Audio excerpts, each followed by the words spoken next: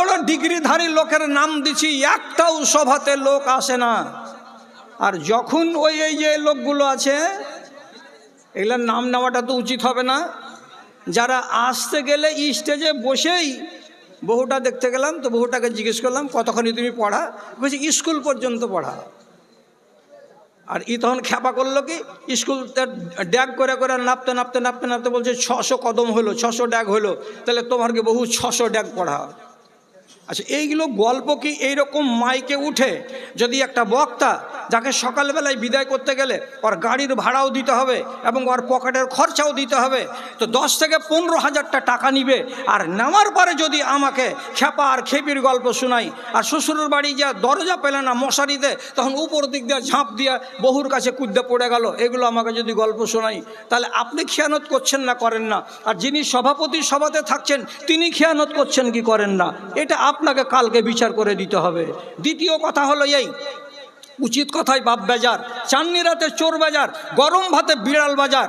আপনি যতটাই বেজার হবেন না কেন, আমি এটাকে পরোয়া করি না। আমি সত্য কথা এটাই বলছি যে আপনার ছেলে সারাটা জীবন ধরে নিজের চয়েসে জামা কাপড় কিনে কিনে এত বড় হয়ে গেল, যেদিন আপনার ছেলের বিয়ে লাগবে সেদিন ছেলেটার কাপড় কিনতে গেলে 8টা লোক কেন লাগবে? জবাব দেন আপনারা।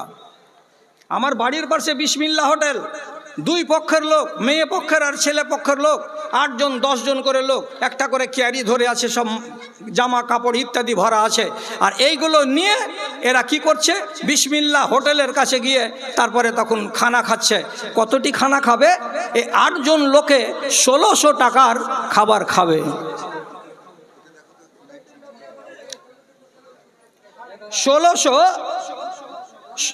1600 টাকার খাবার খাবে। কয়জনে খাবে?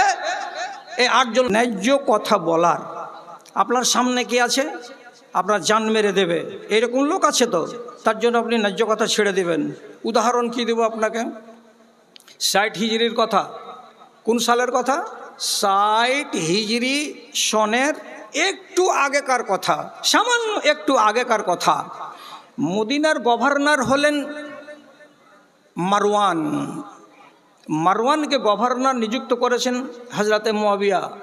তো যে শহরের যিনি হবেন গভর্নর, তিনি সেই মসজিদের, জামে মসজিদে খুতবা তাঁকে দিতে হয়। ইনি জুমা মসজিদে খাড়ো হয়েছেন কি জন্য? খুতবা দিবেন তার জন্য। খুতবা দিতে উঠে তিনি ওয়াজের মধ্যে বলতে শুরু করলেন। কি বলতে শুরু করলেন? আমরা এমন একজন দক্ষ মানুষের নেতৃত্বে আমরা নিজেদের দিন কাটাই। তিনি হলেন কে? আমিরুল মোমিনিন মুয়াবিয়া ইবনে আবি সুফিয়ান। মুয়াবিয়া হলেন আমাদের আমিরুল মোমিনিন। তারপর তিনি যখন মরে যাবেন, তিনার মরে যাওয়ার পরে তার জায়গাতে আরেকটা লোক আসবে। কে খলিফা হবে, কাকে বানানো হবে, তার জন্য হে মদিনার লোকেরা তোমরা খুশি হয়ে যাও, একটা যোগ্য ছেলেকে তিনি মানুষ করে দিয়েছেন। সেই ছেলেটাকে লেখাপড়া শিখিয়ে, আদব কায়দা শিখিয়ে, রাজনীতি শিখিয়ে, খেলাফত শিখিয়ে তাকে এতটাই পারদর্শী করে দিয়েছেন যে যেই ছেলেটা তারপরে তোমাদের খালিফা হয়ে যখন আসবে, তোমরা তার আন্ডারে অত্যন্ত সুখে জিন্দগি কাটাতে পাবে। কথা বলতে বলতে বলতে বলতে শেষের বেলায় মিম্বারে ওয়াজ করতে করতে নাম বলেই ফেললেন যে সেই লোকটা কে হবে আগামী দিনের খালিফা। তো বললেন সেটা হবে ইয়াজিদ বিন মুয়াবিয়া, মুয়াবিয়ার বেটা ইয়াজিদ। এবার আপনাকে বলছি, কথাটা ভালো করে বুঝবেন। আমি অত লম্বা করে বলছি না, শর্টের উপরে বলছি। যারা সাহাবী তারাকে বলতে হয় নামের শেষে রাজিয়াল্লাহু আনহু, আর যারা সাহাবীকে দেখেছেন তারাকে বলা হয় তাবেঈ। কোনো তাবেঈর নাম নিতে গেলে তার বেলাতে বলতে হয় রাহিমাহুল্লাহ, আল্লাহ ওর উপরে রহম করে। তো মুয়াবিয়া বিন আবি সুফিয়ানের বেটা ইয়াজিদ, এ হলো তাবেঈ, ই সাহাবী নয়। তাহলে এই লোকটার নাম নেওয়ার পরে বিশ্বের যতগুলো জাদ্রেল আলেম আছেন তারা বলে দিয়েছেন ইয়াজিদের নাম নিতে গেলে আপনাকে কোনো দোয়া বলতে হবে না, চুপ করেন মুখটাকে। আপনি বলবেন না আল্লাহর গজব ওর উপরে পড়ুক, দরকার নেই। আপনি বলবেন না রাহেমাহুল্লাহ, আল্লাহ ওর উপরে রহম নাজিল করে, কিছুই বলতে হবে না। ওর সম্বন্ধে ওর নাম আসতে গেলে আপনাকে কোনো দুয়া বলতে হবে না, তাকে লানতও দিতে হবে না, আর তাকে রহমতও দিতে হবে না। কেন দিতে হবে না? যেহেতু তার ব্যাপারে অনেক রিপোর্ট আছে, যেগুলো রিপোর্ট ভালো নয়। তাহলে এই রকম একটা ছেলেকে তিনি কি করবেন? তার মরার পরে খালিফাতুল মুসলিমিন বানাবেন, তার জন্য তাকে যুবরাজ হিসাবে তার নাম ঘোষণা করা হবে। তার জন্য মদিনার মসজিদে খুতবা চলল। মদিনার লোকেরা যেন আস্তে আস্তে হজম করে নেয় যে আমাদের আগামী দিনের খলিফাটাকে, তো সেটা হচ্ছে ইয়াজিদ। এইরকম কথা যখন মিম্বরে আলোচনা হলো, সাথে সাথে মসজিদের ভিতরে ছিলেন আবু বকর সিদ্দিকের বেটা আব্দুর রহমান। উনি দাঁড়িয়ে গেলেন, আর দাঁড়িয়ে গিয়ে খতিব সাহেবের দিকে আঙুল তুলে বলছেন, হেরাকিলিয়াতুন লা খায়রা ফিহি লিল উম্মাতিল ইসলামিয়াতে। আরে তোমরা যেটা চালু করতে যাচ্ছ এটা কি? তো সেই রোম দেশে ওখানে যদি একটা রাজা মরে যায় তো তাকে বলা হয় হিরাকাল, আর হিরাকাল মরে যেতে গেলে তারপরে যেটা বাদশা হয় সেও হয় হিরাকাল। তার মানে রাজা মরে গেলে তার বেটা রাজা, তার বেটা সে যদি মরে যায় তো রাজার বেটা রাজা, তাহলে রাজার বেটা যদি রাজা হয়, আর এভাবে যদি সিলসিলা চলতে থাকে তো হিরাকেলের রাজারা যা করেছিল নাই এবং অন্যায়, মুয়াবিয়ার পরে তার ছেলে যদি রাজা হয় তো তাহলে পরে এটাই সিস্টেম তুমি চালু করতে যাচ্ছ, এটাতে মুসলমানদের জন্য কোনো কল্যাণ নাই, এতে কল্যাণ নাই। উনি খাড়ো হয়ে বলে দিলেন, আর যেমনি খাড়ো হয়ে বলে দেওয়া, মারওয়ান বলছে আল্লাহ জি, যত বড় কথা শুনতে হলো এতগুলো লোকের সামনে, এখন কি করা যায়? মিম্বারে কিছু বললেন না। রিপোর্ট চলে গেল বাগদাদে আমিরুল মোমেনিনের কাছে, দামেস্কে চলে গেল আমিরে মুয়াবিয়ার কাছে। আমিরে মুয়াবিয়া তখন করলেন কি? দুনিয়াকে কিনে পাওয়া যায় টাকা দিয়ে, দুনিয়াকে কিনে পাওয়া যায় টাকা দিয়ে, তাহলে এই মানুষটাকে টাকা দিয়েও পাওয়া যাবে। উনি 1 লক্ষ টাকা, 1 লক্ষ সেই যুগের মুদ্রা একটা থলিতে ভরে উনি পাঠিয়ে দিলেন দামেস্কের মাটি থেকে মদিনার মাটিতে, আর দিয়ে মারওয়ানকে বলা হলো যাও ওকে পৌঁছে দাও, এর কাছে পৌঁছে দাও। কার কাছে? আব্দুর রহমান বিন আবি বকরের কাছে ওকে দিয়ে দাও, তাহলে ওর মুখটা বন্ধ হয়ে যাবে। দাদা আমার ভালো করে বুঝুন, যেমনি তার সামনে 1 লক্ষ টাকা দেওয়া হলো, এই ছেলেটি রে বাবা, বাবা রে ছেলেটি ভান্ডারি, এসব নাই, একজন এদিকে এসব নাই, এখান দিয়ে চলো, তুমি এই কিনারা দিয়ে চলো, আরো হেঁটে এসো, আরো হেঁটে এসো, আরো হেঁটে এসো, এই কিনারা চলো। বাপজানেরা, আমার কথা বলার টাইম খুব বেশি নেই। আপনারা জানেন যে আমি তো এখানকার রিজার্ভ ফকির, আমাকে আমার কাজ করতেই হবে। তো অনুরোধ করে বলছি, ব্যাগগুলো যে যাচ্ছে তো দূরে থেকে যারা আসতে পারবেন না তারা ব্যাগে টাকা দিয়ে দেন। যারা কম টাকা দেওয়া লোক 100, 200, 400, 500 ব্যাগের ভেতরে অবশ্যই দিয়ে দেন।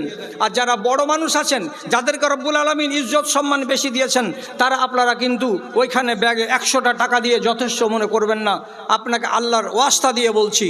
তো যাই হোক, কথাটা বলছিলাম, 1 লক্ষ টাকা উনি হাতে পেলেন, আর পেয়ে বলছেন কি খবর, কে দিয়েছে? তো বলছে আপনার নামে দামেস্ক রাজধানী থেকে এসেছে, হযরতে মুয়াবিয়া রাদিয়াল্লাহু তাআলা আনহু দিয়ে পাঠিয়েছেন। তখনই আব্দুর রহমান বুঝে নিলেন যে ওরে আমার মুখ বন্ধ করা হবে, আমি যেন কোনো কথা না বলি, আর মুয়াবিয়ার বেটা ইয়াজিদ যেন আরামে খলিফা হয়ে যেতে পারে। এই জন্য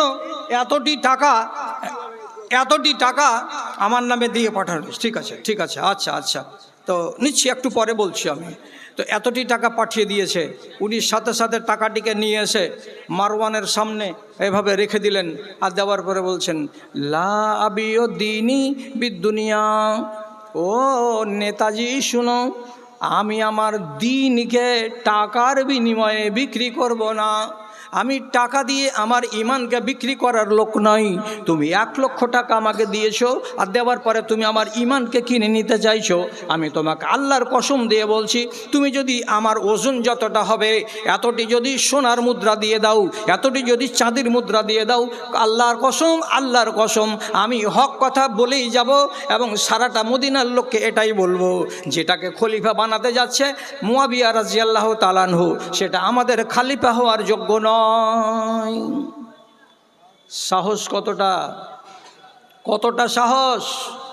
এখন এইরকম সাহসের কথা বলা সমাজে এত হাই গ্রেডের আপনাকে বলতে হবে না। আপনার সামনে যদি কোনো ছেলে কোনো নির্লজ্জপনা করে, আপনি ছেলেটাকে কি এ কথাটা বলতে পারবেন না, এই ছেলে এটা কি করছো তুমি, তোমাকে একটু শরম লাগে না? এটুকু তো বলতে পারবেন। যদি এটুকাও না বলেন, এটুকাও যদি ছেড়ে দেন, লাভটা কি হবে? রব্বুল আলামিন এনে বলছেন, ইন্নাল্লাহা লা ইউআযযিবুল আম্মাতা বিআমালিল খাসাতে। তোমাদের এই ভাদু গ্রামে যদি 4টা গুন্ডা থাকে, 4টা মস্তান থাকে, 4টা যদি সান্ডা থাকে, আর এই 4টা সান্ডা যদি অন্যায় করে যায়, রাত আর দিন, সকাল আর বিকাল, মাস আর বছর, তো রব্বুল আলামিন এনে বলছেন এই 4টা গুন্ডা সান্ডা পান্ডার জন্য এই দুনিয়াতে আল্লাহ তাআলা আযাব পাঠাবেন না। করবে তারা পাপ 4 জন আর মরবে সারা গ্রামবাসী, এটা আল্লাহ তাআলা করবেন না। এটা আল্লাহর কোনো দিন নীতি নয়। তাহলে কেন আযাব আসছে? তো রাসূলুল্লাহ বলছেন, ইল্লা আন্নাহুম কাদিরুনা আইয়াকবিজু আলাইহি, তবে কখন এটা হবে? সাধারণ আযাব।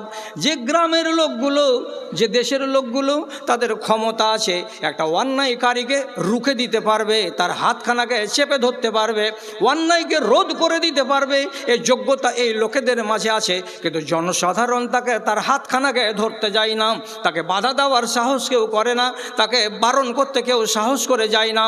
তাহলে গ্রামের লোক যদি নীরব দর্শক হয়ে যায় আর ক্ষমতা থাকা সত্ত্বেও তাকে যদি রোধ না করে, তো রব্বুল আলামিন এই বলছেন, তোমাদের উপরে 4টা লোকের কারণে আল্লাহর আযাব নেমে আসবে। ওরা যদি 4 জন মরে, তো তোমরা 4000 লোক, ওই লোকদের কারণেই তোমরাও মারা যাবে। তাহলে আল্লাহর আযাব শুধু 4 জন লোকের জন্য আসছে না। 4 জন লোককে যদি আপনি সমর্থন করেন, ইনকার না করেন, তাহলে এটা দোষ আপনারও, তখন আপনার উপরে আল্লাহর আযাব চলে আসবে। এটা তো সত্য কথা, কে মানবে না আর কে মানবে? যখন হযরতে দাউদ আলাইহিস সালাতু ওয়াস সালাম মিম্বারে খুতবা দিয়ে বলেছিলেন মাছ মারিও না, তো যারা যারা মাছ মারছিল তো তারা হলো গুনাহগার, আর যারা যারা নদীর কিনারায় দাঁড়িয়ে দাঁড়িয়ে তামাশা দেখছিল, কে কাতলা পেল, কে রুই পেল, আর কে মিরিক পেল, এই লোকগুলোর কোন দোষ হলো? এরা কি অপরাধ করলো? আল্লাহ রাব্বুল আলামিন বলছেন, যতটি তোরা আছিস, বাপ বেটা চাচা ভাতিজা বিহাই বিহাইন খালা খালু, সব থেকে আল্লাহ তাআলা বলছেন কুনু কিরাদাতান খাসিন, তোমরা ঝাঁটাখোর বাদর হয়ে যাও। রাস্তার কিনারায় নদীর তীরে দাঁড়িয়ে দাঁড়িয়ে যারা দেখছিল, তাদের অপরাধটা কি? তাদের অপরাধটা হলো এটাই, ওরা কেন বলতে গেল না, ওরে অমুকের বেটা মাছ কেন মারছিস রে?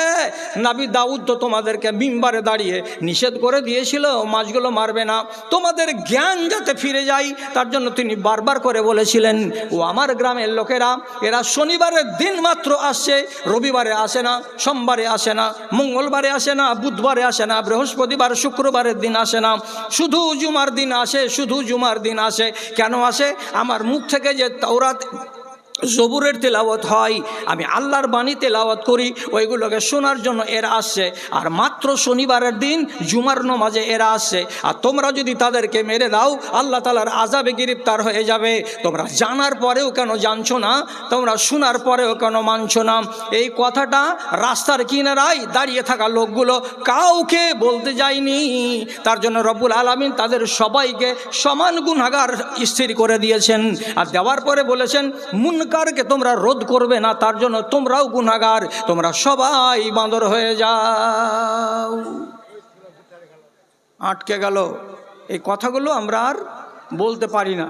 তো দাদারা আমার, ভাইরা আমার, কি আর বলবো? হক কথা বলার ব্যাপারে আমি যদি এই শর্ট সময় আমি না পেতাম, তো আজকে একটা না শুধু হক কথা বলার উপরে আরও 4 থেকে 5টা আপনাকে উদাহরণ দিতাম। এখন এখন আড়ালে অনেকটি শাশুড়ি বসে আছে। এই শাশুড়িগুলো ওদের ওদের অনেকগুলো বৌমা আছে যারা নামাজ পড়ে না, অথচ ওই বেনামাজি বহুর হাতের রান্নাবান্না শাশুড়ি খাচ্ছে, শ্বশুরে খাচ্ছে। তো ওকে যদি হক কথাটা বলি যে খালা, তুমি তোমার বেনামাজ বহুর হাতের রান্না প্রতিদিন কি করে খাচ্ছ? তো কী করবো জি বাজি? ওকে ভিন্ন করে দাও, ওকে স্পষ্ট বলো নমাজ পড়বে তো তোমার হাতের রান্না খাবো, তুমি নমাজ পড়বে না তোমার হাতের রান্না খাবো না। বলছে হ্যাঁ আমার বহু তো 10 বার ছেড়ে পালাবে, আমাদেরকে খানা দিবে না, তখন আমরা হাত পোড়াবো? তোমাকে যদি আল্লাহ ফকির না করে থাকে, একটা কাজের মেয়ে নাও, কাজের মেয়েকে 3000 টাকা বেতন দিয়ে তোমার রান্নার ব্যবস্থা করো। বলছে বাড়িতে বহু থাকতে আমি কাজের মেয়ে কেন নিতে যাব?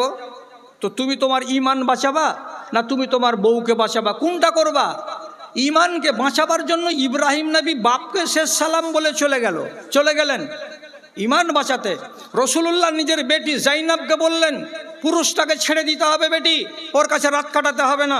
হযরতে জাইনাব নিজের স্বামী এত ভালো চ্যাংড়া কিন্তু ইমানদার নয়, তার জন্য আবুল আসকে ছেড়ে দিয়ে চলে আসলেন। তোমার মতো স্বামীর দরকার নাই, কেন যে তুমি কাফের আর আমি হলাম ইমানদার। উনি স্বামী ছেড়ে দিতে পারলেন। আর আপনাকে একটা সামান্য কথা বলবো, এই কথাটা মানতে পারবে না। আমার দেশের যতগুলো মা খালা আছে, কি কথাটা বলছি দাদারে, আর টাইম নিব না, আমার কথা বলার আর টাইম নাই। আমি শুধু আর শেষখানে একটাই কথা বলে দিচ্ছি, আর দেওয়ার পর আমি আমার বক্তব্যকে শেষ করে দিচ্ছি। রাসূলুল্লাহর 150 আসমা রাদিয়াল্লাহু তাআলা আনহা ওর বেটা আব্দুল্লাহ বিন জুবাইরকে শুলি দিয়েছিল হাজ্জাজ বিন ইউসুফ। আর দেওয়ার পরে আসমাকে দেখাবার জন্য ডেকে পাঠিয়েছে, আসমা দেখে যা তোর বেটার কি দুর্গতি করেছি, তোর বেটার কি অবস্থা করেছি দেখে যা। হযরতে আসমা যখন শুনতে পেলেন তখন তিনি বললেন না, আমি আমার ছেলেকে দেখতে যাব না, তুমি তার কি দুর্গতি করেছো না আমার দেখার দরকার নেই।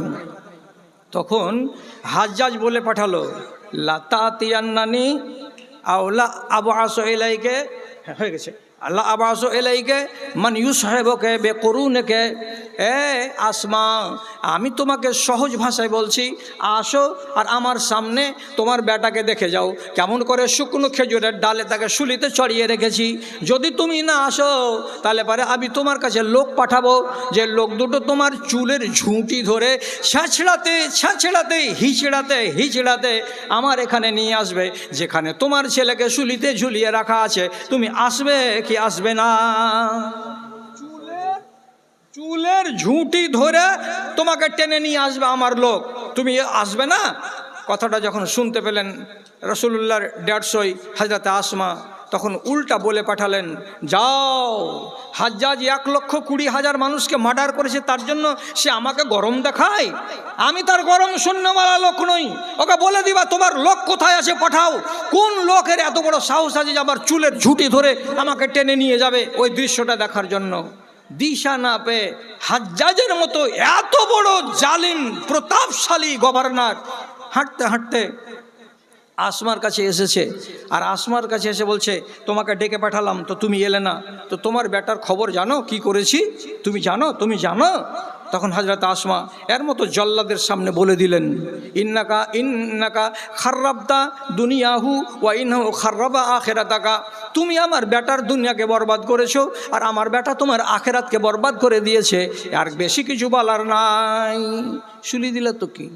হাজ্জাজ শুনছার বলছে আল্লাহ, আর বুকের পাটা কত জোর। তারপরে তখন বলছে আমার সম্বন্ধে তুমি আর কিছু বলবা নাকি? তখন আল্লাহ পাকের রসুলের 150 বলে দিচ্ছেন, আমি রসুলুল্লাহর মুখে শুনেছি সাকিব গোত্রের ভেতর থেকে দুটা চান্ডাল বের হবে, কঠিন সাংঘাতিক মানুষ বের হবে। একটার নাম হলো মিথ্যাবাদী, তাকে দেখেছি, তার নাম মুসাইলামা কাজ্জাব। আর একটা লোক বের হবে, তার সম্বন্ধে নবীজি বলেছিলেন মুবিরের মানে হলো কি? অত্যন্ত মানুষের খুন নিয়ে খেলা করা আর হত্যা করার চক্রান্তে জড়িয়ে থাকা মানুষ। তো মুবির হলে তোমাকে দেখে নিলাম, হাজার হাজার মানুষের রক্তে তোমার হাত রঞ্জিত আছে, ওই কাতিল মুবির তুমি। আর মিথ্যাবাদী হলো মুসাইলামা কাজ্জাব। এছাড়া তোমাকে আমার বলার কিছু নেই। ভেড়া সেজে দরবার থেকে চলে গেল। তো যাই হোক, হক কথা বলার জন্য শুধু বেটা ছেলে নয়, হক কথা বলার জন্য মেয়ে ছেলেকেও আগিয়ে আসতে হবে। এটা আপনাদেরকে দাওয়াত দিয়ে যাচ্ছি আল্লাহর ওয়াস্তে।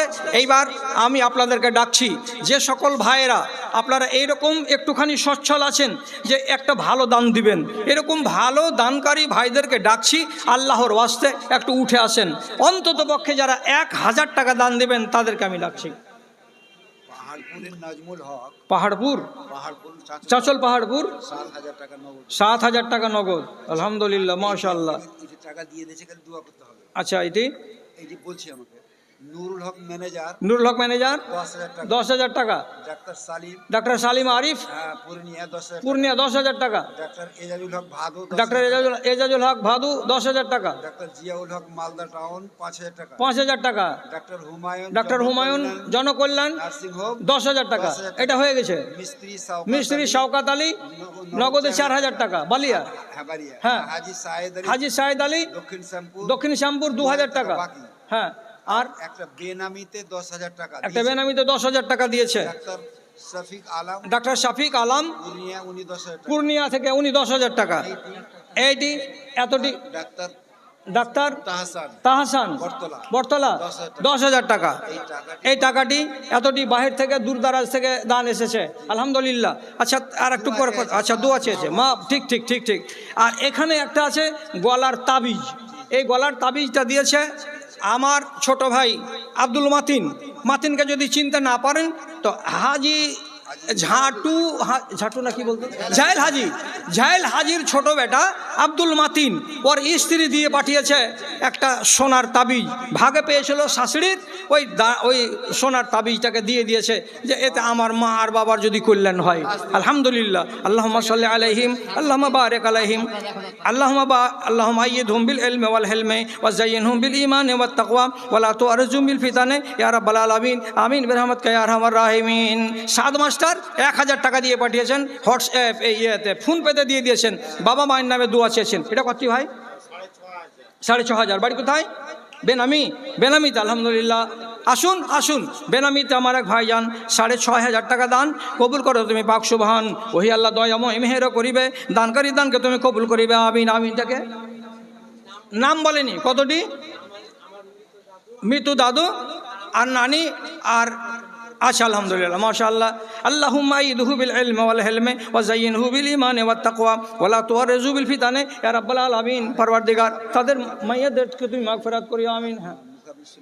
হ্যাঁ, আমি আর মওলানা নুরুল ইসলাম সাহেব আদায় করেছি আমরা। হ্যাঁ, আমাদের ভাদো রতুয়া দেবীপুর মাকাইয়া হরিশ্চন্দ্রপুর মালিহর শামসি এলাকা 2,60,000। মাওলানা মুজাম্মেল হক সাহেব, নাজেম সাহেব উনি এবং নুরুল ইসলাম সাহেব আর অনেক দাদি আর বাবা মায়ের নামে 500 টাকা। আর আচ্ছা, আর নিজের বাবার নামে 1,500 টাকা। আলহামদুলিল্লাহ। মিস্ত্রিগিরি চলছে তো, আলহামদুলিল্লাহ। তো আচ্ছা বলছি আর একটা আমার ভাইজান মা বাপের নামে 500 টাকা দান করেছেন, আলহামদুলিল্লাহ। আর আমাদের অনেক কমিটি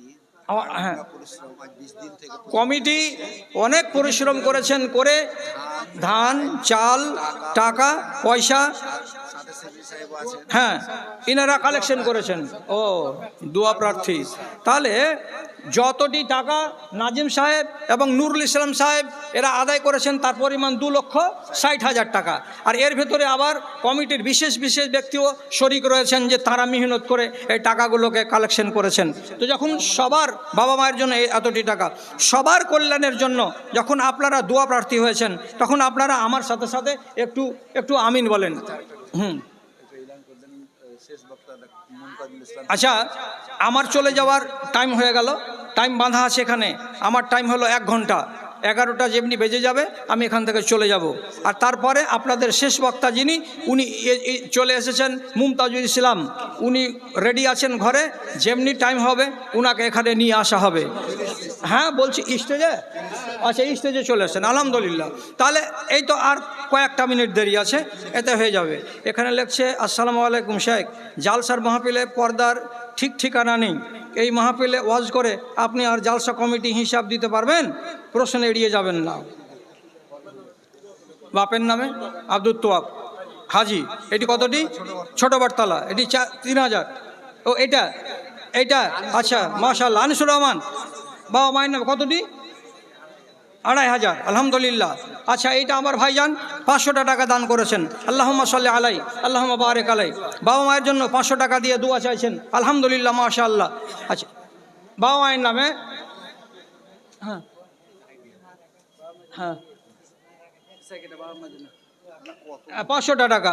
আমার ভাইজানের পরিবারের অনেকটি সদস্য মারা গেছেন, তার জন্য তাদের নামে 500 টাকা দান দিচ্ছেন, আল্লাহুম্মা সাল্লি আলাইহিম আল্লাহুম্মা বারিক আলাইহিম। পরওয়ারদিগার আমার ভাইদের